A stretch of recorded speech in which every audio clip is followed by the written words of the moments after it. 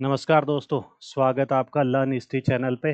और आज हम जो आपको पता है कि जो पॉलिटिकल साइंस के जो PYQs है वो हम जो सीरीज है वो हमने स्टार्ट की हुई है। और आज जो हम जो नवंबर 2022 अक्टूबर नवंबर 2022 का जो पेपर था उसका जो पार्ट 1 है, पहले 50 MCQs कंप्लीट करेंगे। पहले हम 2023 के पेपर पहले जो वीडियोस आई उनमें हम कंप्लीट कर चुके हैं, वो भी आप देख सकते हैं। और मैं आशा करता हूँ जो अभी जो एग्ज़ाम की तैयारी है वो आपकी बढ़िया चल रही होगी। तो आज जो पहले 50 MCQs है 2022 के नवंबर वाले एग्ज़ाम के, वो हम स्टार्ट कर देते हैं। ठीक है। तो जो पहला MCQ है इसमें आपसे पूछ रहा है कि ये जो बुक है द राइट्स ऑफ मैन, इसके ऑथर कौन है, ये आप बता सकते हैं। तो इसका जो आंसर आएगा वो आएगा थॉमस पेन आएगा। तो थॉमस पेन की एक स्टेटमेंट भी है जो कि एग्जाम में आपसे काफ़ी बार पूछी जाती है। वो है state is a necessary evil. ठीक है। ये आपसे स्टेटमेंट काफ़ी बार पूछी जाती है कि ये स्टेटमेंट किसने दी थी। वो भी थॉमस पेन है। ठीक है। JS मिल का जो कॉन्सेप्ट है हार्म प्रिंसिपल का, वो भी काफ़ी फेमस है, ये भी आपसे पूछा जा सकता है। और जॉन लॉक का जो two treatises on civil government है वो भी काफ़ी फेमस है, वो भी पूछा जा सकता है आपसे। वो जो वर्क था जॉन लॉक का। और इन्होंने जो नेचुरल राइट दिए थे तीन, वो कौन कौन से थे? वो था लाइफ, लिबर्टी और प्रॉपर्टी। ये तीनों आपको ध्यान रखने हैं। ठीक है। मिनट। ये तीनों आपको ध्यान रखने हैं। ठीक है। लाइफ, लिबर्टी, प्रॉपर्टी, ये नेचुरल राइट जो तीन दिए थे, जॉन लॉक ने दिए थे। नेक्स्ट पे चलते हैं। नेक्स्ट जो क्वेश्चन इसमें आपसे पूछ रहा है कि जो टर्म है किसने दी, इको फेमिनिज्म, ये टर्म किसने दी थी? इसमें आप बता सकते हैं। तो इसका जो आंसर आएगा वो आएगा फ्रेंकोइस।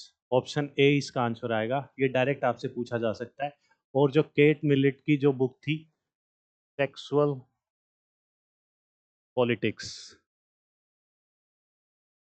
ये भी आपसे पूछा जा सकता है डायरेक्ट। फेमिनिज्म जो आइडियोलॉजी है उसमें डायरेक्ट आपसे पूछा जा सकता है। तो इसका आपको ध्यान रखना है।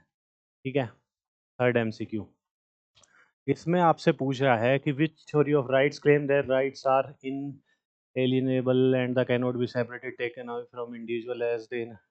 तो ये कौन सी थ्योरी है? ये स्टेटमेंट दे रखा है, इसको आपको बताना है कि कौन सी थ्योरी से ये जो स्टेटमेंट है वो आपकी रिलेट करती है। ठीक है। तो इसका जो आंसर आएगा वो आएगा थ्योरी ऑफ नेचुरल राइट्स। ठीक है। इसका आंसर यही आएगा। Rights and can not be separated, और इंडिविजुअल की बात कर रहा है। और इसमें यही आएगा थ्योरी ऑफ नेचुरल राइट। ठीक है। नेक्स्ट क्वेश्चन पे चलते हैं।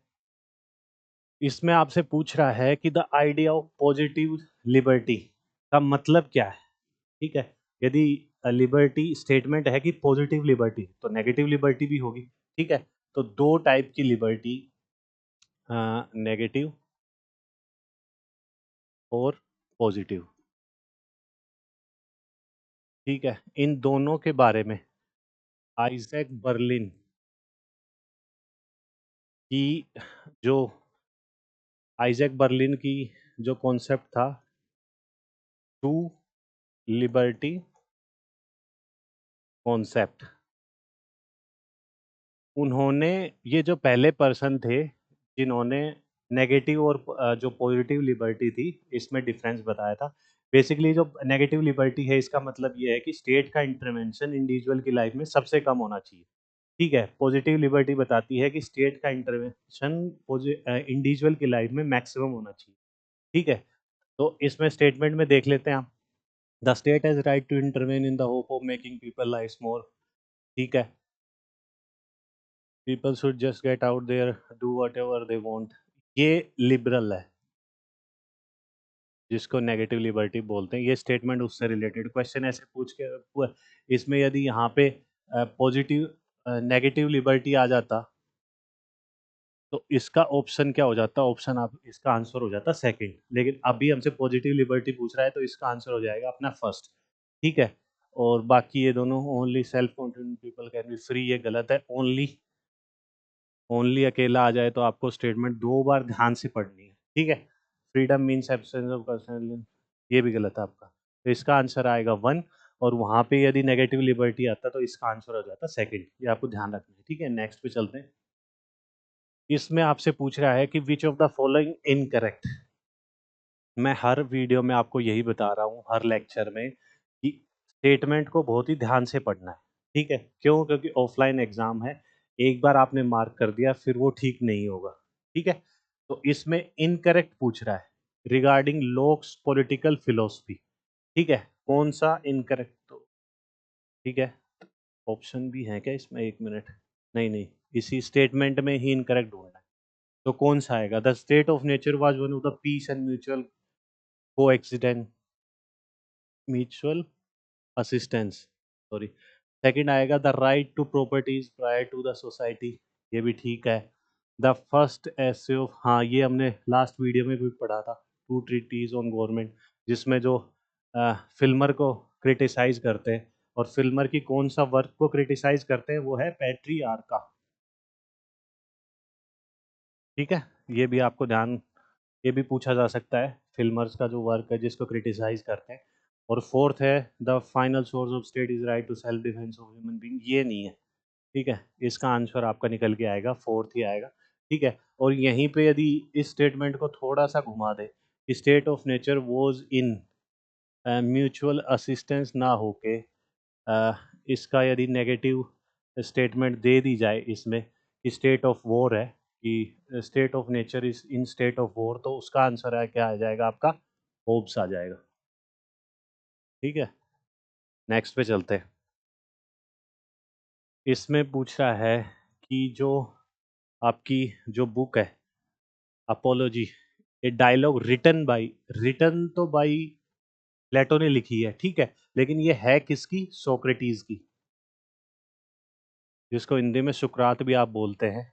तो उसमें आपसे पूछ रहा है कि जो डायलॉग जो चल रहा है उसमें कैरेक्टर कौन कौन है, ठीक है। तो इसमें कौन है, आप बता सकते हैं? Socrates, Socrates, Polemarchus, Socrates and his accusers, ये इसका आंसर आएगा, ठीक है। क्योंकि इसमें इनके बीच में जो डायलॉग चल रहा था, कि उसमें ये बताया जा रहा था कि सोक्रेटिस को अक्यूज किया जा रहा है कि कैसे उन्होंने यूथ का जो माइंड है वो चेंज किया है, ठीक है। और सोक्रेटिस अपने आप को क्या कह के काफी बार रिप्रेजेंट करते थे? गैड फ्लाई, ठीक है। वो फ्लाई जो आपको कंफ्यूज कर देती हो, ये भी आपसे डायरेक्ट पूछा जा सकता है, ठीक है। नेक्स्ट क्वेश्चन पे चलते हैं। सेवेंथ क्वेश्चन, इसमें आपसे पूछ रहा है, वही नोट को काफी बार क्वेश्चन को पढ़ते टाइम ध्यान रखना है, कि रिटन बाय मैकियावेली, ठीक है। किसके, इसमें से कौन सी बुक मैकियावेली ने नहीं लिखी है, ठीक है। द आर्ट ऑफ वॉर, इसमें कंफ्यूज नहीं होना है। मैंने लास्ट वीडियो में भी आपको बताया था कि आर्ट ऑफ वॉर मैकियावेली ने लिखी है, और जो चाइनीज जो फिलोसफर है वो सुन जू, इन्होंने भी आर्ट ऑफ वॉर लिखी है, ठीक है। द डिस्कोर्स ऑन लिवी, ये भी ठीक है। और द प्रिंस, इसके बारे में काफ़ी बार हमने बड़ी कॉमन बुक है मैकियावेली की, द प्रिंस, इसके बारे में। लेकिन जो ये थर्ड है, डिस्कोर्सेज ऑन इनइक्वालिटी, इनइक्वालिटी 2023 के एग्जाम में इसी क्वेश्चन को थोड़ा अलग से पूछा गया था, कि जो रूसो है उन्होंने कितने टाइप की इनइक्वालिटी बताई है। तो रूसो के हिसाब से जो इनइक्वालिटी है वो कितने टाइप की है? 2 टाइप की है। एक तो कौन सी है? नेचुरल, ठीक है। दूसरी क्या है? मोरल। और मोरल को नाम बदल के कई बार कन्वेंशनल भी लिख दिया जाता है, ठीक है। ये भी आपको ध्यान रखना है। तो ये रूसो से रिलेट करती है, तो ये इनसे रिलेट नहीं करेगी। इसका जो आंसर आएगा वो आएगा आपका थर्ड निकल के आएगा, ठीक है। नेक्स्ट क्वेश्चन पे चलते हैं। इसमें आपसे पूछ रहा है, वही है कि रिटन बाय मैरी वोल्स्टनक्राफ्ट, ठीक है। इनको क्या बोलते हैं? इनको grand mother of feminism, feminism ideology की ग्रैंड मदर बोलते हैं, ठीक है। और अ, इन्होंने ही, ठीक है, इन्होंने ही, इनकी इनमें से कौन सा इन्होंने नहीं लिखा है? विंडिकेशन राइट्स ऑफ मैन इन्होंने लिखा है, vindication of rights of women. Feminist होते हुए एक चीज़ का ध्यान रखना है, यदि इनकी बुक सीक्वेंस अरेंज करनी पड़ जाए, एक लॉजिक बता देता हूँ कि इन्होंने विंडिकेशन राइट्स ऑफ मैन पहले लिखा है फेमिनिस्ट होते हुए, ठीक है, और विंडिकेशन राइट्स ऑफ वुमेन बाद में लिखा है, ठीक है, ये आपको ध्यान रखना है। और thoughts on education on daughters, ये भी इन्हीं ने लिखा है। इन्होंने जो जो लिबरल फेमिनिज्म है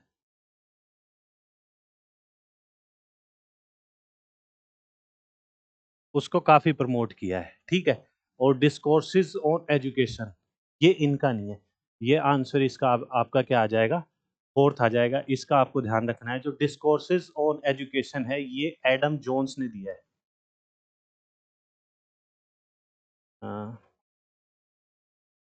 एडम जोन आ जाएगा इसका आंसर, ठीक है। डिस्कोर्स ऑन एजुकेशन आपका एडम जोन पे ने दिया है, ये आपको ध्यान रखना है, ठीक है। नेक्स्ट क्वेश्चन, इसमें आपसे पूछ रहा है कि आइडेंटिफाई द फर्स्ट आश्रम ऑफ गांधी इन इंडिया, ठीक है। काफ़ी बार ऐसा आ जाता है कि आश्रम के सीक्वेंस में अरेंज करने के लिए बोल देता है, तो वो भी आपको ध्यान रखना है, ठीक है। तो इसमें क्या है, साबरमती आश्रम, ये आपका 1936 का है, ये भी आपका 1915 का है। इसका आंसर आएगा ये भी 1915 का है, इसमें डेट में डिफरेंस है। और जो फेनिक्स आश्रम है ये आपका 1904 का है। एक टोल्स्टॉय भी था, हम्म, वो है आपका 1910 का आश्रम, साउथ अफ्रीका में, ठीक है। तो ये सबसे पहले है, उसके बाद आपका साबरमती आश्रम वो बनाते हैं, ठीक है। तो ये आपको ध्यान रखना है, इसका आंसर ये आएगा। और ये जो डेट मैंने आपको इसलिए बताई है, काफ़ी बार इनको सीक्वेंस से भी अरेंज करने के लिए आ जाता है कि पहले कौन सा बनाया था, दूसरा कौन सा बनाया था, ठीक है। 10th नेक्स्ट पे चलते हैं, इसमें आपसे पूछ रहा है वही नोट कि जो जो बर्नी की कौन सा वर्क नहीं है, ये आपसे पूछ रहा है। तो ये तो बड़ा ही इजी क्वेश्चन है, ये तो सबको पता होगा कि अकबर जो नामा है ये किसका है,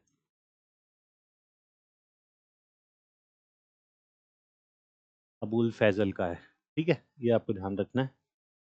हाँ, 11th क्वेश्चन, इसमें आपसे पूछ रहा है कि जो पंडिता रामाबाई, जो शारदा सदन उन्होंने खोला था, ठीक है, कहाँ, मुंबई में, वो कब उन्होंने डिड ओपनर शारदा ओपन कब खोला था, ये डायरेक्ट फैक्चुअल क्वेश्चन है।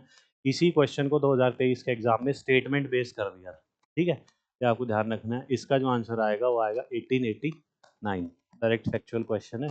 और इनके बारे में तो काफ़ी पढ़ के जाना है, इन पे हर बार एक एक क्वेश्चन आ जाता है, वो चाहे स्टेटमेंट बेस में हो और ये चाहे फैक्चुअल हो, ठीक है। नेक्स्ट, इसमें आपसे पूछ रहा है कि ये बुक है सिक्स ग्लोरियस आपका epochs Indian history was written by, किसके द्वारा लिखी गई है, गांधी जी, नेहरू, सावरकर, एम एन रॉय, ये आपका आएगा VD Savarkar. M N Roy ji ने क्या दिया था, रेडिकल ह्यूमैनिज्म का कॉन्सेप्ट, ठीक है। और मैंने पहले ही बताया है, नियो हिंदुइज्म का कॉन्सेप्ट किसने दिया है, स्वामी विवेकानंद जी ने,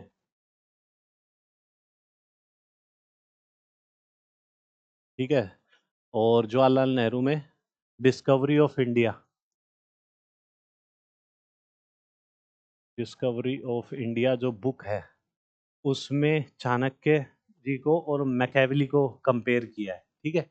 ये भी आपको याद रखना है, स्टेटमेंट में आपसे पूछा जा सकता है कि कौन सी बुक में ऐसा ऐसा नेहरू जी ने किया है।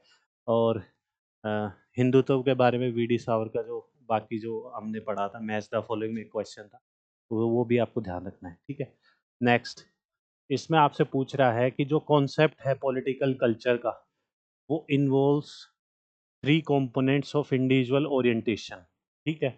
तो इनमें से कौन सा, the statement whose statement is this, ये किसकी स्टेटमेंट है, ठीक है, किसकी है, एलन, लूशन पाए, आर्मंड एंड पावर, इसका जो आंसर आएगा ये आएगा, ये आएगा, ठीक है। और जो लूशन पाई का जो हमने पढ़ा था, six crisis in political development, ये भी हमने जो प्रीवियस जो वीडियो है अपनी उसमें किया था इनके बारे में, ठीक है।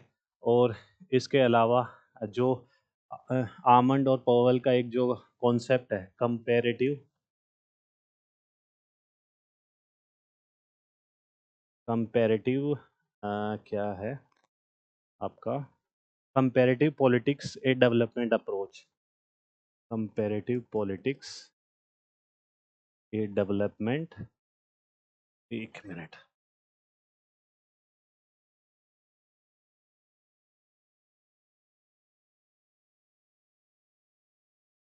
कंपैरेटिव पॉलिटिक्स ए डेवलपमेंट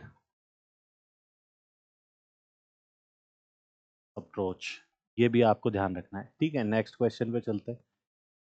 इसमें आपसे पूछ रहा है कि इस बुक का ऑथर कौन है, the ideal of nationalism, direct question है, फैक्चुअल। इसमें इसका जो आंसर आएगा आपका आएगा हंस कोहेन, ठीक है, ये आपको ध्यान रखना है। नेक्स्ट पे चलते हैं।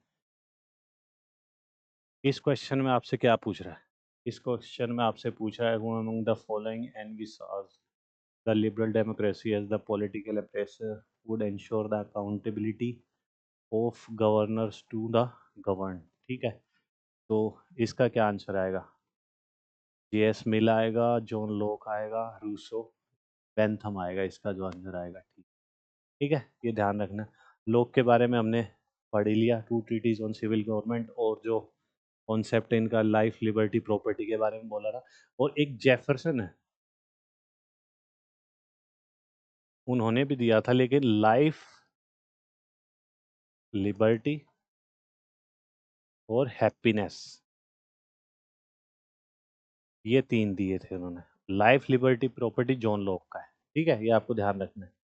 नेक्स्ट पे चलते हैं। इस क्वेश्चन में आपसे पूछ रहा है, नोट को ध्यान से पढ़ना है, ठीक है, कि which among the following is not a type of orientation in a political culture in Robert Dahl. इनका जो पॉलिटिकल प्लूरलिज्म के कॉन्सेप्ट के बारे में मैंने आपको लास्ट वीडियो में बताया था, काफ़ी फेमस है इनका। तो इनमें से कौन सा नहीं है, problem solving, public management, political system, collective action. तो इसका जो आंसर आपका निकल के आएगा वो आएगा सेकंड, जो पब्लिक मैनेजमेंट है, ये इसका इसमें नहीं आता, ठीक है।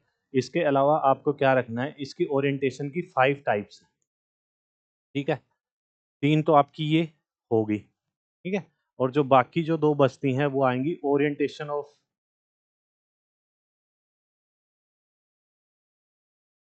अदर्स, ठीक है, एक तो ये आ गया, और जो दूसरा आ गया वो क्या आएगा, सेल्फ ओरिएंटेशन। ये दोनों आपको ध्यान रखनी है, 3 तो ये होगी, 5 टाइप है, ये पांचों में से फिर से आपसे क्वेश्चन बन सकता है कि सेल्फ ओरिएंटेशन और ओरिएंटेशन ऑफ अदर्स इसमें क्या आएगा, ठीक है। नेक्स्ट क्वेश्चन, इसमें आपसे पूछ रहा है कि एक्ट ईस्ट पॉलिसी ये कब अनाउंस की गई थी। एक्ट ईस्ट पॉलिसी पे हम बहुत क्वेश्चन किए हैं जो पिछली वीडियो है, और इसके अलावा मैंने काफ़ी एक्सप्लेनेशन दिया था कि जो एक्ट ईस्ट पॉलिसी है ये पहले थी लुक ईस्ट पॉलिसी, ठीक है। और ये कौन से, काफ़ी बार रीजन में भी पूछा जा सकता है कि कौन सी लोकेशन के लिए थी, ये इंडो पैसिफिक के लिए थी, आसियान नेशन वगैरह जो है इस साइड के लिए, क्योंकि एक्ट ईस्ट ईस्ट की साइड वर्क करना है हमें, ठीक है। और ये लुक ईस्ट 1992 में जब नरसिम्हा राव हमारे प्राइम मिनिस्टर जी थे, उस टाइम पे लॉन्च की गई थी। फिर उसके बाद एक्ट ईस्ट पॉलिसी में इनको बदल दिया गया नरेंद्र मोदी जी के द्वारा, लेकिन वो कब बदला गया है, ये क्वेश्चन ये पूछ रहा है आपसे, ठीक है। तो इसका जो आंसर आएगा वो कॉमन सेंस से मैंने पहले ही बता दिया कि किससे रिलेट करता है, आसियान समिट। लेकिन आसियान में ऐसा हो सकता है कि स्टेटमेंट में आपको अलग आसियान 2004 ऐसा कुछ दे दे, ठीक है। तो आसियान समिट 2014 में जो इसका जो लुक ईस्ट पॉलिसी से क्या बन गया था, ये एक्ट ईस्ट पॉलिसी, आपको ध्यान रखना है, ठीक है। नेक्स्ट क्वेश्चन पे चलते हैं। इसमें आपसे पूछ रहा है कि ये जो बुक है neo colonialism the last stage of capitalism, ये किसने लिखी है, ठीक है। और इसकी जगह इस वर्ड की जगह सिर्फ मैं लिख दूं इंपीरियलिज्म और आगे ये सेम रखूं the last stage of capitalism, ये कंफ्यूज करने के लिए डाला गया है। ठीक है, जब भी ये जो टर्म आए, ठीक है, तो इसका जो आंसर आएगा लास्ट स्टेज ऑफ कैपिटलिज्म, तो ये आ जाएगा। ठीक है, और यदि imperialism the last stage of capitalism आ जाएगा, तो व्लादिमीर लेनिन इसका आपका आंसर आएगा। ये आपको ध्यान रखना है। दोनों ही जो बुक है जो लिखी थी अलग अलग है, बस इसमें वर्ड का थोड़ा सा डिफरेंस है। ठीक है, इसमें कंफ्यूज नहीं होना है कि ये दिखे लास्ट स्टेज ऑफ कैपिटलिज्म और आपने लेनिन कर दिया। ठीक है, तो वो इंपीरियलिज्म है, उन्होंने इंपीरियलिज्म को माना था। ठीक है, और जोसेफ नाई ये इंटरनेशनल रिलेशन में लिबरल जो आइडियोलॉजी है, तो उसको फॉलो करते हैं। और इनकी एक स्टेटमेंट भी बहुत बार पूछी जाती है कि everyone talk about international relation but very few understand it, कि सभी लोग इंटरनेशनल रिलेशन के बारे में बात करते हैं लेकिन बहुत ही कम लोग होते हैं जो इसको समझ पाते हैं। ठीक है, ये स्टेटमेंट भी आपसे डायरेक्ट पूछी जा सकती है किन की है, ये आपको ध्यान रखना है। ठीक है, नेक्स्ट क्वेश्चन इसमें आपसे पूछ रहा है कि 3C formula was associated with India's foreign policy under, किसके अंडर ये आता है? विदेश नीति 3C फॉर्मूला किस सरकार ने लागू किया हुआ है? ठीक है, तो इसका जो आंसर आएगा वो आएगा आपका नरेंद्र मोदी जी की गवर्नमेंट ने ये स्टार्ट किया था, और ये रिलेटेड है आसियान जो नेशन है। ठीक है, 1967 में ये ग्रुप फॉर्म किया गया था आपका। ठीक है, और इसमें 10 कंट्रीज हैं। म्यांमार से स्टार्ट करना है, म्यांमार हो गया, लाओस हो गया, Thailand, Cambodia, Vietnam, Philippines, Bruny, Malaysia, Singapore, तो ये सब कंट्रीज मिला के टोटल 10 कंट्रीज हैं, फिलीपींस वगैरह। तो ये टोटल कंट्रीज सारी आसियान में आती हैं आपका। और इसके अलावा 3C जो कंपोनेंट है, इसमें क्या क्या आता है? इसमें आपका आता है, एक तो आ गया सी से कॉमर्स। ठीक है, एक क्या आ गया आपका कनेक्टिविटी, एक क्या आ गया आपका कल्चर। ये तीनों आपको याद रखने हैं कि 3C में ये भी पूछा जा सकता है 3C डाल के कि इनमें से कौन सा नहीं है। ठीक है, तो कॉमर्स आएगा, कनेक्टिविटी आएगा और कल्चर आएगा, ये आपको ध्यान रखना है। ठीक है, नेक्स्ट क्वेश्चन पे चलते हैं। इसमें आपसे पूछ रहा है कि जो मैकोंग गंगा कॉरपोरेशन है, ये इनिशिएटेड कब किया गया था? ठीक है, ये आपको बताना है कब किया गया था। तो इसका जो आंसर आएगा, ये जो मैकोंग गंगा कॉरपोरेशन ये 2000 में स्टार्ट किया गया था, और कहाँ? लाओस में। ठीक है, तो 2000 में अपने कौन थे प्राइम मिनिस्टर? अटल बिहारी वाजपेयी जी। ठीक है, और इसमें टोटल कितनी है? 6 कंट्रीज आती हैं। ठीक है, इंडिया तो है ही। ठीक है, इसके अलावा म्यांमार है, लाओस है, कंबोडिया है, ठीक है, वियतनाम है और थाईलैंड, ये सब आती हैं इसमें। ठीक है, 2000 में initiate Mekong Ganga corporation start किया गया था, लाओस में स्टार्ट किया गया था आपका, और अटल बिहारी वाजपेयी जब हमारे प्राइम मिनिस्टर थे तब स्टार्ट किया था। एक कलादान प्रोजेक्ट भी है,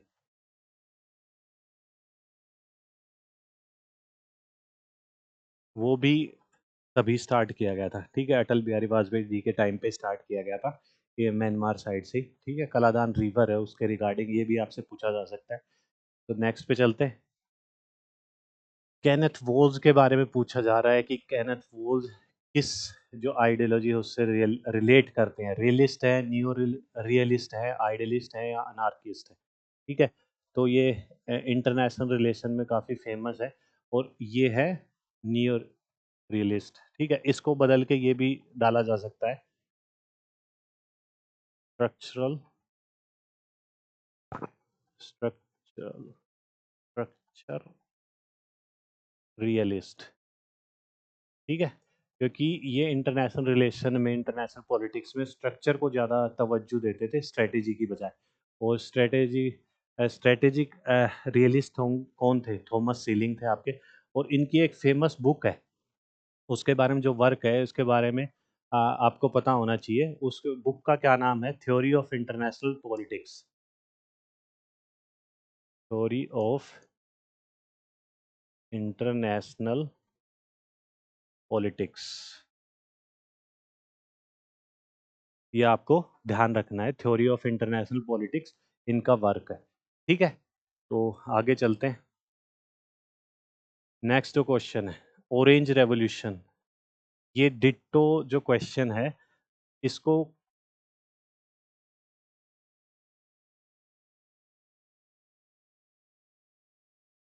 कलर्ड रेवोल्यूशन बना के जो 2023 में जो एग्जाम आया था उसमें पूछा गया था। उसमें पूछ लिया था कि किस किस जगह से रिलेट करता है जो जो पोस्ट यूएसएसआर जब डिसइंटीग्रेट कर गया था 1991 में, उसके बाद की जो कंट्रीज थी उसमें कलर्ड रेवोल्यूशन चला था। तो उसमें से 2004-5 के आसपास जो ऑरेंज रेवोल्यूशन है, ये कौन सी कंट्री से रिलेट करता है, ठीक है। तो इसका आंसर आ जाएगा आपका यूक्रेन आएगा, ठीक है। तो कलर रेवोल्यूशन था, तो और भी कलर होंगे उसके रिगार्डिंग मैं आपको बता देता हूँ, जो पिछली वीडियो है उसमें बताया मैंने। तो ऑरेंज रेवोल्यूशन आपको ध्यान रखना है, यूक्रेन से रिलेटेड है और अभी बहुत ज़्यादा न्यूज़ में है। फिर से क्वेश्चन पूछा जा सकता है आपका, कोई और कलर के बारे में पूछ लेंगे, जैसे जैस्मिन है, जैस्मिन रेवोल्यूशन है, ठीक है। अ, वो किससे रिलेट है, तुनिशिया से, ठीक है।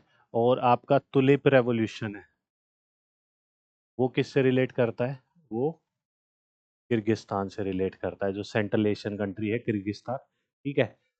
जिसकी कैपिटल क्या है, बिश्केक, ठीक है। ये आपको ध्यान रखना है। जैस्मिन आपका तुनिशिया से रिलेट करता है, तुलिप आपका किर्गिस्तान से करता है, ऑरेंज रेवोल्यूशन आपके यूक्रेन से करता है। और यदि कलर्ड रेवोल्यूशन आपसे पूछा जाए तो वो आएगा आपका जो यूएसएसआर डिसइंटीग्रेट करने के बाद जो पोस्ट सोवियत कंट्रीज थी उनमें कलर्ड रेवोल्यूशन डेमोक्रेसी के लिए चलाया गया था, ठीक है। नेक्स्ट क्वेश्चन इसमें आपसे पूछ रहा है कि जो बिम्स्टेक का जो ऑफिस है परमानेंट, मैंने बताया था G20 का कोई परमानेंट ऐसा हेड ऑफिस नहीं है। स्टेटमेंट बेस्ड क्वेश्चन बने कि इसका परमानेंट ऑफिस न्यूयॉर्क वगैरह में या यूरोप वगैरह में कहीं है, तो ऐसा कुछ नहीं। तो बिम्स्टेक कब 1997 में बनाया गया था, तो इसका जो आंसर आएगा वो आएगा ढाका, बांग्लादेश, ठीक है। और बिम्स्टेक में कितनी कंट्रीज आती हैं, कंट्रीज को याद करने का बिम्स्टेक का सबसे अच्छा तरीका ये है, ठीक है। इनका सबसे अच्छा तरीका है, बी से क्या आ गया, बांग्लादेश, आई से क्या आ गया, इंडिया, ठीक है। एम से क्या आ गया, म्यांमार, एस से क्या आ गया, श्रीलंका, टी से क्या आ गया, थाईलैंड, और बाकी जो दो बच गए इससे कुछ बनाएगा नहीं, तो वो आएगा भूटान और नेपाल। ये तो आप वैसे भी याद रख सकते हो, बाकी जो कंट्रीज आपको ये सारी याद होगी, ठीक है। तो आपको ऐसे ध्यान रखना है, 1997 में फॉर्म किया गया था। ये सब कंट्रीज, टोटल 7 कंट्रीज इसकी वो हैं, मेंबर है, ध्यान रखना आपको ये, ठीक है। इसमें आपसे पूछ रहा है कि इंडिया ने इसमें से कौन कौन सा एग्रीमेंट साइन किया हुआ है, तो आप बता सकते हैं। ये है comprehensive test ban nuclear test ban treaty 1996 का, ठीक है, इसका साइन नहीं किया हुआ। सोल्ट जो है वो यूएसए और यूएसएसआर के बीच में साइन किए गए थे, आर्म लिमिटेशन टॉक्स के अंडर, स्ट्रेटेजिक आर्म, तो इसका भी नहीं है। ये क्या है, कॉम्प्रिहेंसिव इकोनॉमिक पार्टनरशिप एग्रीमेंट, ये आपका साइन किया गया था 2022 में, किसके अंडर, इंडिया, किस किस के बीच में, और यूएई, तो ये ठीक है आपका, ठीक है। और एनपीटी क्या है, नॉन प्रोलिफरेशन ट्रीटी, ये कब आई थी, 1968 में, और कब ये लागू की गई थी, 1970 में।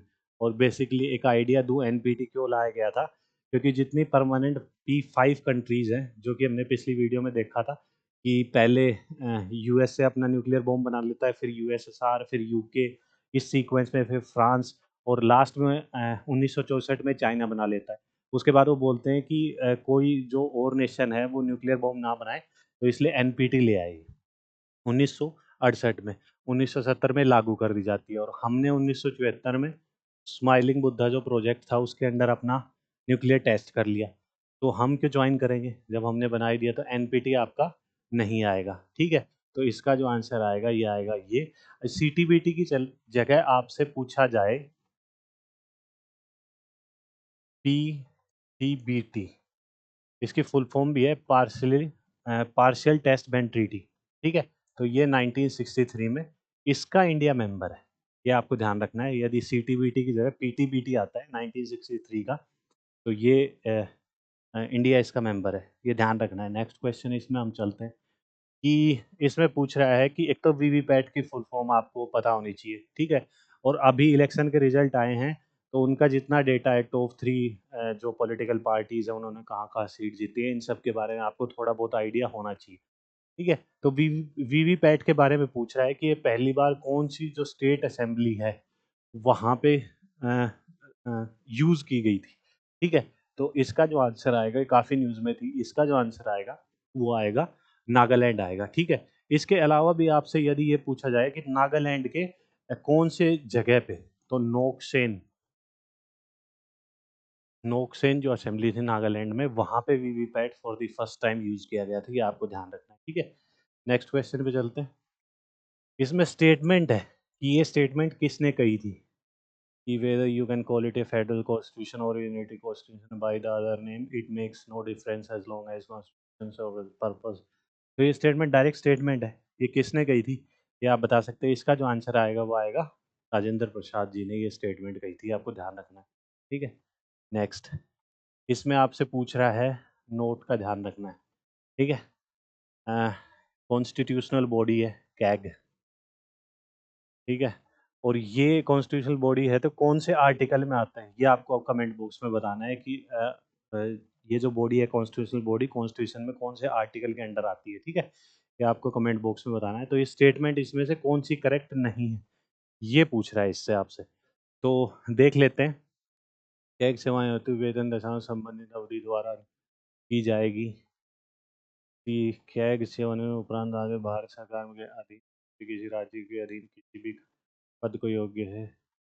कैग कार्यालय के प्रशासन में भारत की भारती जाएगी, क्या किसी लेखा जोखा सफन संसद में ये देखो कि लेखा जोखा संसद पार्लियामेंट में प्रस्तुत करेगी, लेकिन ऐसा नहीं है। कैग क्या करती है, प्रेसिडेंट को देती है, डायरेक्ट प्रेसिडेंट ऑफ इंडिया को देती है, ठीक है। डायरेक्ट पार्लियामेंट को पेश नहीं करती, ये आपको ध्यान रखना है। तो इसका यही स्टेटमेंट है उसकी, कैग की गलत होगी, ठीक है। नेक्स्ट क्वेश्चन इसमें आपसे पूछ रहा है कि जो नई लैंग्वेज हैं, पहले कितनी थी 8 शेड्यूल में अपने, 8 शेड्यूल में कितनी लैंग्वेज थी अपनी, 14, 14 लैंग्वेज थी, ठीक है। उसके बाद क्या है कि ये पूछा है कि 92nd कॉन्स्टिट्यूशनल अमेंडमेंट एक्ट 2003 के तहत कितनी लैंग्वेज और जोड़ी गई। तो इसका जो आंसर आएगा वो आएगा 4। इन सीक्वेंस में आपको बता देता हूँ कि पहले 14 लैंग्वेज थी, फिर उसके बाद, ठीक है, उसके बाद क्या होता है कि 21st अमेंडमेंट एक्ट आता है 1967 का। इसमें क्या है, सिंधी लैंग्वेज ऐड की जाती है, ये आपको याद रखना है, पूछा जा सकता है। 71st अमेंडमेंट एक्ट आता है आपका कब, अ, एक मिनट, अमेंडमेंट एक्ट आता है 1992 का। इसमें नेपाली, मणिपुरी और कोंकणी ये आपकी ऐड की जाती है। फिर आता है आपका 92nd अमेंडमेंट एक्ट आपका 2003 का। इसमें कौन कौन सी जो 4 लैंग्वेज हमने इसकी निकाली, वो 4 लैंग्वेज कौन सी है जो ऐड की गई थी, वो थी बोडो, डोगरी, मिथाली और सांथाली, ये आपको ध्यान रखना है, ठीक है। अ, जो 21st अमेंडमेंट एक्ट 1967 अरेंज भी हो सकता है इसमें, 71st अमेंडमेंट एक्ट 1992 और 92nd अमेंडमेंट एक्ट 2003।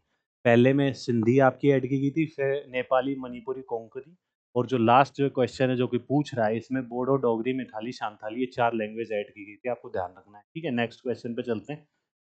इसमें आपसे पूछ रहा है कि जो इको फेमिनिज्म, अभी हमने पूछा था कि ये टर्म किसने दी थी, फ्रैंकोइज ने दी थी, ठीक है।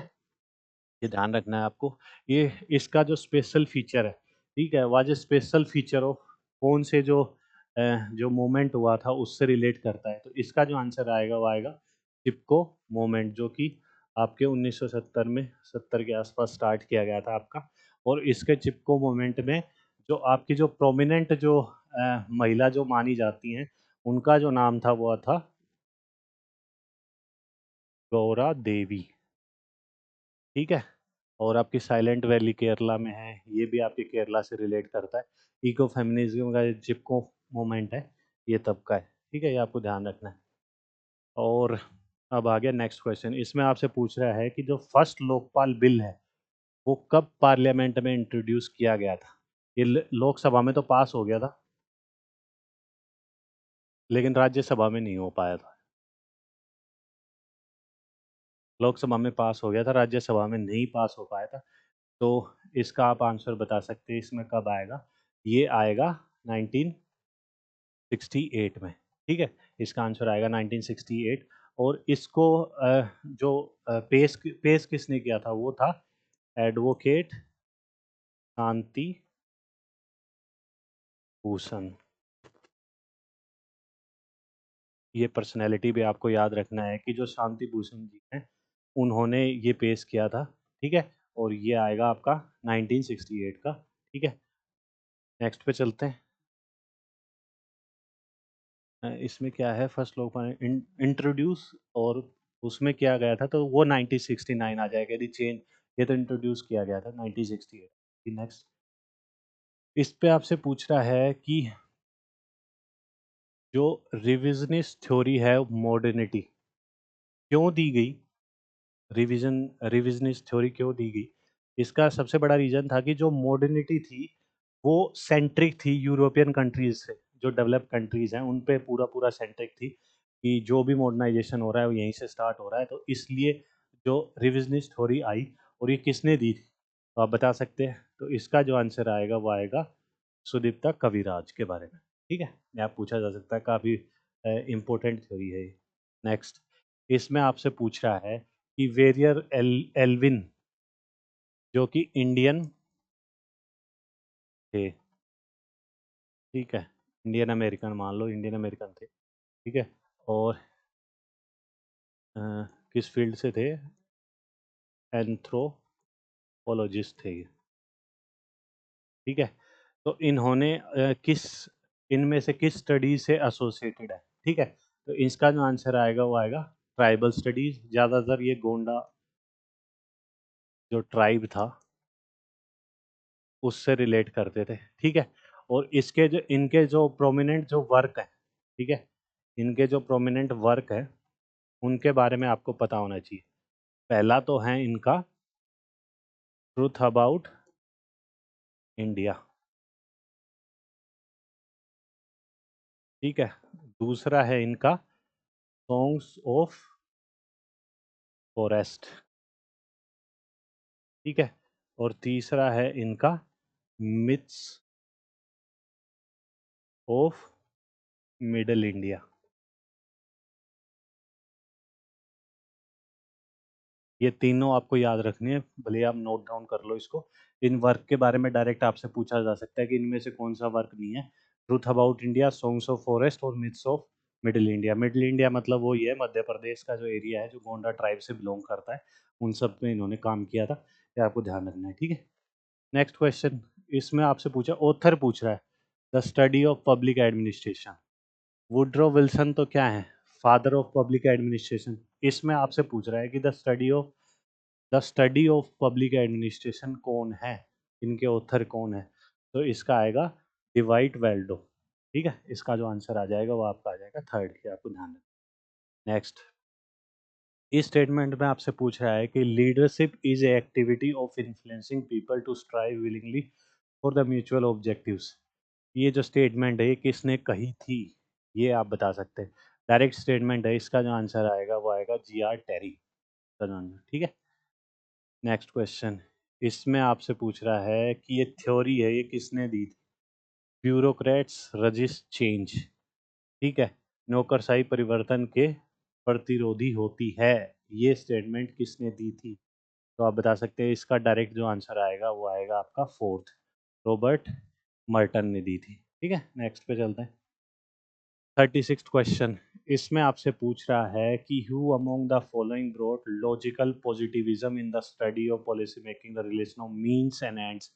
मीन्स एंड एंड्स के बारे में मैंने आपको बताया था, ऐसे समझ लो कि जो इन दी एंड आपको सक्सेस मिलती है, ठीक है, तो सक्सेस पाने का जो प्रोसेस है वो तो हो गया आपका मीन्स, और जो सक्सेस मिली वो हो गया आपका एंड्स।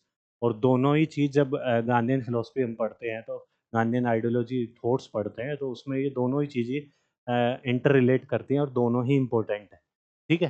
तो इसमें आपसे पूछ रहा है who among the following brought logical positivism in the study of, तो इसका क्या आंसर आएगा?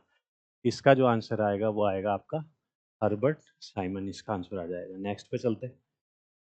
इसमें आपसे पूछ रहा है कि जो लोकल बॉडीज ओम्बुड्समैन में भी establish in the corruption against the body which, इसमें आपसे पूछ रहा है कि जो लोकल बॉडीज है ओम्बुड्समैन में बी स्टैब्लिश टू हियर, किसके अंडर ये करप्शन अगेंस्ट, ये जो अ, किसके अंडर इस्टेब्लिश करने की बात की गई थी, ठीक है। तो ये आएगा आपका second reforms commission, administrative reforms commission, ठीक है, ये आपको ध्यान रखना है। और जो बलवंत राय मेहता ये पंचायती राज से रिलेट करता है, तो ये 1957 का है, ठीक है। अशोक मेहता कमेटी ये है आपकी 1977 की, ठीक है। और एल एम सिंघवी जो कमेटी ये भी आपकी उसी से रिलेट करती है, तो ये आएगी आपका 1986 की। तो आपको तीनों ही कमेटियाँ ध्यान रखनी है, पंचायत राज से रिलेट करती है। नेक्स्ट क्वेश्चन, इसमें क्या सीवीसी के बारे में पूछ रहा है, सेंट्रल विजिलेंस कमीशन 1964, हाँ 1964। कौन सी जो कमेटी थी जिनके रिकमेंडेशन के ये इंडिपेंडेंट बॉडी है और directly responsible to the only parliament है, ठीक है। और ये कौन सी कमेटी के अंदर इस्टेब्लिश की गई थी, तो इसका जो आंसर आएगा वो आएगी सांधानम कमेटी है, बड़ी कॉमन है, इजी क्वेश्चन है, आप कर लोगे, ठीक है। नेक्स्ट पे चलते हैं। इसमें आपसे पूछ रहा है कि which of the following note, मैं बार बार बोल रहा हूँ कि नोट बहुत ही ध्यान से पढ़ना है क्वेश्चन को, कि हॉलमार्क ऑफ डेवलपमेंट एडमिनिस्ट्रेशन कौन कौन इसमें से नहीं है? Change oriented, goal oriented, status को ओरिएंटेड, या रिजल्ट ओरिएंटेड, तो नहीं है। इसका जो आंसर आ जाएगा वो आएगा आपका थर्ड, ठीक है। तो इसके अलावा जो आपका जो है एक आता है इनोवेटिव ओरिएंटेशन है, ठीक है। और क्या आता है, क्लाइंट ओरिएंटेशन है, ये भी आपको ध्यान रखना है। और क्या आता है, पार्टिसिपेशन ओरिएंटेशन है, ठीक है। और क्या आता है, इफेक्टिव कोऑर्डिनेशन है। तो ये सब जो आपका जो हॉलमार्क ऑफ डेवलपमेंट एडमिनिस्ट्रेशन में आते हैं ओरिएंटेड, तो ये सब आपको innovative, client participation, effective coordination, ये भी आपको ध्यान रखना है, ठीक है। नेक्स्ट पे चलते हैं। इसमें आपसे पूछ रहा है कि बेटी बचाओ बेटी पढ़ाओ आपके पानीपत, सबको पता है करंट से रिलेटेड क्वेश्चन है, पानीपत हरियाणा से स्टार्ट किया गया था, ठीक है। और ये कब स्टार्ट किया गया था? 22 जनवरी से स्टार्ट किया गया था आपका। और ये कौन सी ईयर में स्टार्ट किया गया था? ये किया गया था 2015 मोदी जी के द्वारा, ठीक है। नेक्स्ट चलते हैं। इसमें आपसे पूछ रहा है कि सोशलिज्म पे पूछ रहा है, ठीक है। जो भी जब भी हम सोशलिज्म की स्टेटमेंट देखेंगे, तो एक ना एक स्टेटमेंट ऐसी होगी क्योंकि जो गलत होगी, ठीक है। या हो सकता है सोशलिज्म की सारी कॉन्सेप्ट ऐसे स्टेटमेंट सारी ठीक हो, गलत होगी तो एक जो कॉन्सेप्ट ऐसा डालेंगे, एक स्टेटमेंट ऐसी डालेंगे जो लिबरलिज्म से रिलेट करती होगी, ठीक है, जो इंडिविजुअलिज्म पे फोकस करती होगी, क्योंकि सोशलिज्म क्या है, सोसाइटी से रिलेट करता है। और जो इंडिविजुअलिज्म होगा वो एक इंडिविजुअल पे फोकस करता है, वो इसके अगेंस्ट होगी, तो वो हमें एलिमिनेट करना है, ठीक है। सोशलिज्म स्टैंड्स फॉर इक्वालिटी, ठीक है।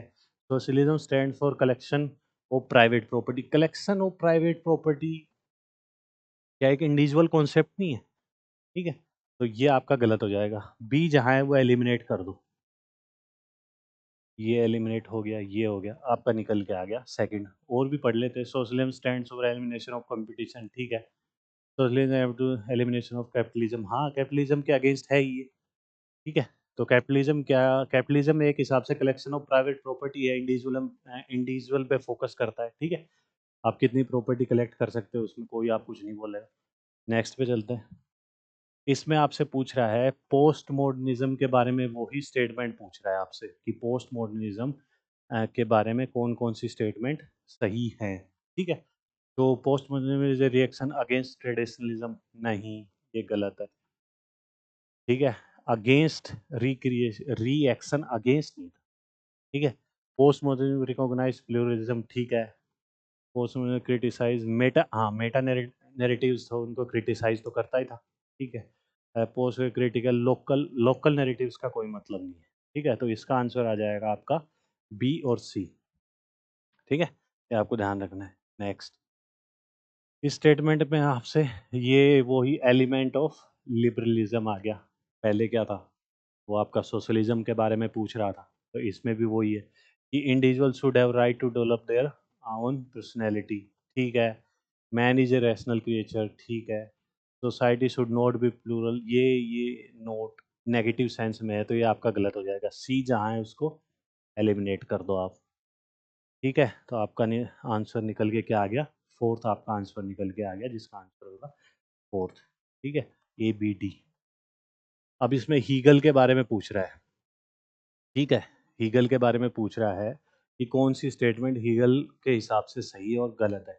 कुछ स्टेटमेंट जब भी थिंकर की इतनी ज़्यादा स्टेटमेंट दी गई हो, तो आपको स्टेटमेंट को बहुत ही ध्यान से पढ़ना है, क्योंकि एक स्टेटमेंट दूसरी स्टेटमेंट के अगेंस्ट होगी और वो ही एलिमिनेट करने में हमें आसानी होगी। ठीक है, तो war is not a regarded as a evil, बुराई की तरह नहीं लेना है, एक अच्छे गुण की तरह लेना है। हीगल ने कहा था, सही है। War effective display the irony of divine idea, ठीक है। War destroys selfish egoism of the individualism, ठीक है। और the state of war shows the omnipotence of the states in its individual, ठीक है। Humanity never ended war the gun, हाँ ये देखो, ये स्टेटमेंट और पहली ये एक दूसरे के अगेंस्ट है, तो ये गलत होगा आपकी स्टेटमेंट। ठीक है, ई जहाँ होगा वो हमें हटा देना है। आपका जो आंसर निकल के आ गया वो क्या आ गया, वन। ठीक है, डी सी बी इसका जो आंसर आ जाएगा वो आपका आंसर आ जाएगा, ध्यान रखना है। ठीक है, नेक्स्ट। हम्म, ईगल का एक वो था, कॉन्सेप्ट भी था, rational is real and real is rational, ये आपको ध्यान रखना है। ठीक है, ये दोनों इंपॉर्टेंट है जो कॉन्सेप्ट था। नेक्स्ट, इसमें आपसे पूछ रहा है करेक्ट मैच द फॉलोइंग, उनके जो वर्क है थिंकर के उनसे रिलेट करना है कि कौन कौन सा इसमें आएगा। हैना अरेंट के बारे में पूछ रहा है, द पोस्ट मॉडर्निज्म कंडीशन, ये जो था ये तो था आपका लियोटार्ड का। उन्होंने पोस्ट मॉडर्न का जो वर्ड है इसको काफ़ी बढ़ावा दिया था। ठीक है, तो ए नहीं आएगा आपका, ए एलिमिनेट कर दो। ठीक है, दरीदा का है पोस्ट कार्ड, ये ठीक है। दरीदा जब भी हम पढ़ते हैं तो इनका एक कॉन्सेप्ट है डी कंस्ट्रक्शन।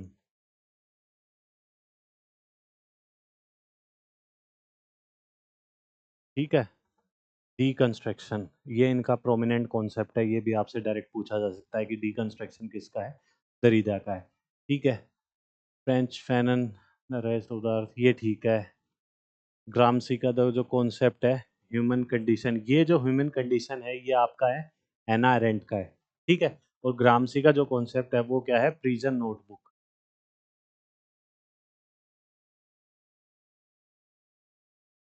ये आपको ध्यान रखना है। ठीक है, तो इसका आंसर क्या आ गया आपका, बी और सी, ये आपका आंसर निकल के आ गया। ठीक है, तो ये आपको ध्यान रखना है। नेक्स्ट, हाँ, विच of the following about passive resistance और सत्याग्रह। जब गांधी जी के बारे में पढ़ते हैं तो ये दोनों ही कॉन्सेप्ट आते हैं। जो पैसिव रेजिस्टेंस है ये नेगेटिव है, ठीक है, और सत्याग्रह पॉजिटिव सेंस में आता है। ठीक है, तो पहली स्टेटमेंट क्या कहती है कि पैसिव रेजिस्टेंस और सत्याग्रह एक एक जैसे, ये तो गलत हो गया, इक्वल तो है ही नहीं, एक नेगेटिव एक पॉजिटिव सेंस में। तो ए एलिमिनेट कर दो जहाँ भी आपका ए है।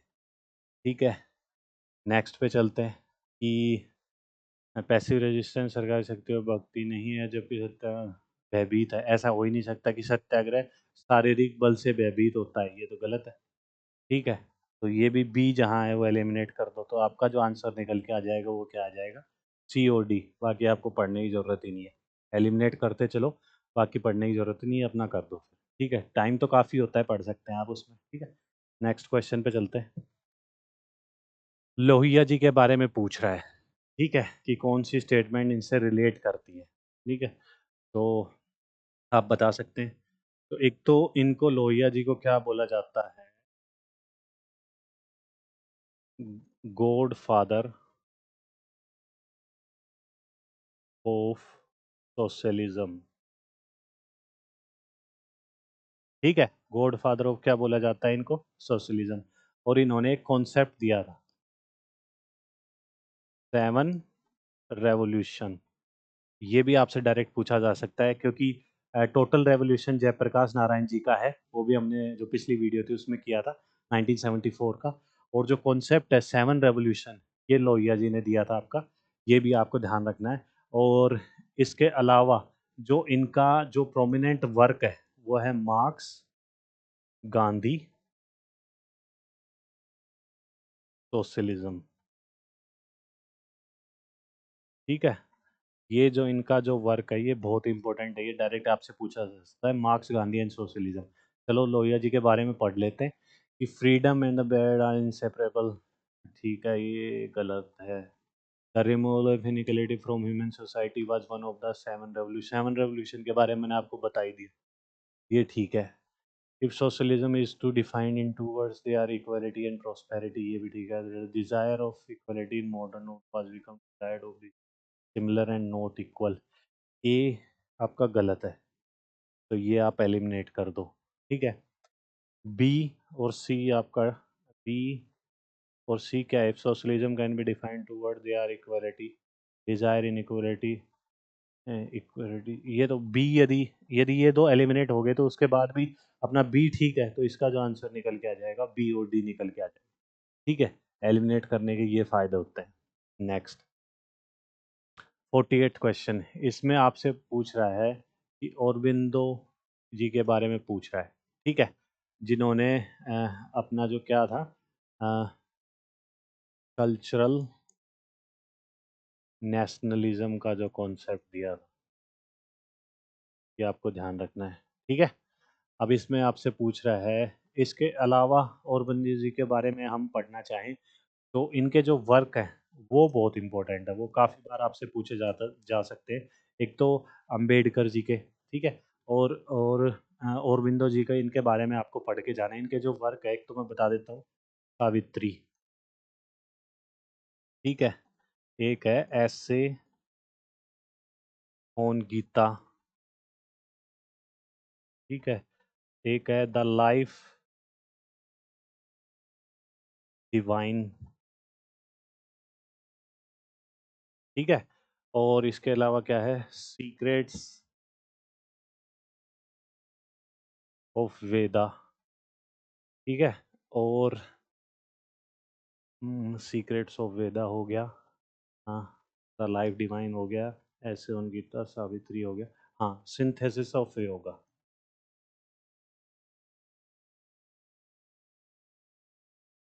ये 5 जो वर्क है ये आपसे पूछा जा सकता है, स्टेटमेंट में ऐसे भी क्वेश्चन बन सकता है कि इनमें से कौन सा वर्क नहीं है, तो ये आप सबको याद रखने हैं। ये एक्सप्लेन नेशन स्टेट थ्योरी ऐसा नहीं है। इसने कल्चरल जो स्पिरिचुअल नेशनलिज्म और कल्चरल नेशनलिज्म के बारे में इन्होंने काम किया था, ए ठीक है, ए ने हमने एलिमिनेट कर दिया। बी ठीक है, बी अपना नहीं है, बी इस ऑप्शन में नहीं है। ठीक है, तो इसको भी एलिमिनेट कर देंगे, क्योंकि बी अपना ठीक है, बी इन दोनों ऑप्शन में है। ठीक है, 2 ऑप्शन अपने एलिमिनेट हो गए, ऐसे भी एलिमिनेट कर देना। जो सही है वो भी देख लो आप, कि जिसमें बी नहीं है वो भी एलिमिनेट कर सकते हैं, और जो गलत है वो तो एलिमिनेट हमने कर ही दिया। ठीक है, अब ये ही sees nationalism as a religious aspiration and moral attitude, ठीक है। नेशन एज ए ओनली आ गया, ओनली को बहुत ही ध्यान से पढ़ना है, उस स्टेटमेंट को 2 बार पढ़ना है बहुत ही ध्यान से। और जो ओनली जहाँ आ जाता है 99% आपका गलत ही होता है, तो डी गलत हो गया, तो डी आपको ये एलिमिनेट कर देना है। इसमें डी आपका ऑप्शन बाकी पढ़ने की जरूरत नहीं है, आपका ऑप्शन ए निकल के आ गया। ठीक है, इन नेवर डिस्कस्ड अबाउट, ई तो है ही नहीं ऑप्शन में, बल्कि नेशनलिज्म फिर ये क्या था? Spiritual nationalism. ठीक है, नेक्स्ट पे चलते हैं।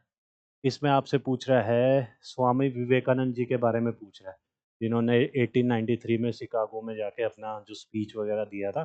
ठीक है, तो उस उनके बारे में पूछ रहा है कि वे रामकृष्ण परमहंस के शिष्य थे। ठीक है, वे वर्ष 1893 में शिकागो धर्म संसद में भाग लेने के लिए गए थे। ठीक है, वे कभी अमेरिका नहीं गए। आपको सिंपल सा, अब देखो, यदि स्टेटमेंट देख, अब इतनी स्टेटमेंट देख के, क्वेश्चन देख के घबरा गए कि ये तो बड़ा क्वेश्चन आ गया, हो सकता है मुझे ना ही पता हो।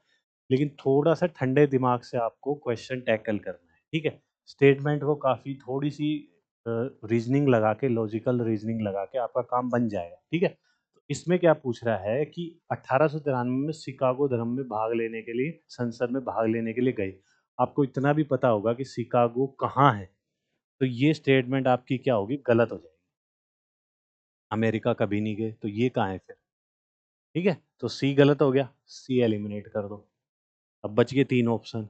वे कहते हैं कि मनुष्य सभी पे जो श्रेष्ठ नहीं है, ऐसा क्यों कहेंगे? ठीक है? ऐसा नहीं है, वो श्रेष्ठ है, मनुष्य। वे आर्य समाज कहाँ से आ गया? आर्य समाज तो 1875 मुंबई। ठीक है? दयानंद सरस्वती जी।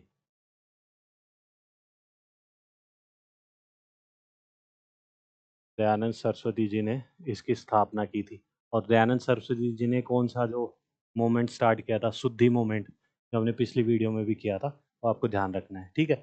और डी गलत हो गया और ई गलत हो गया। तो डी नेगलेक्ट कर दो, ई हटा दो, तो आपका आंसर क्या निकल के आ गया? इसका आंसर थर्ड निकल के आ गया। स्टेटमेंट देख के, मैं फिर बोल रहा हूँ, स्टेटमेंट देख के कभी भी घबराना नहीं है, क्योंकि एक ना एक स्टेटमेंट ऐसी होगी जो कि आपको इजीली आइडेंटिफाई आप कर लोगे, और उसके बिहाफ पे आप जो बाकी जो ऑप्शन है उनको एलिमिनेट कर लोगे।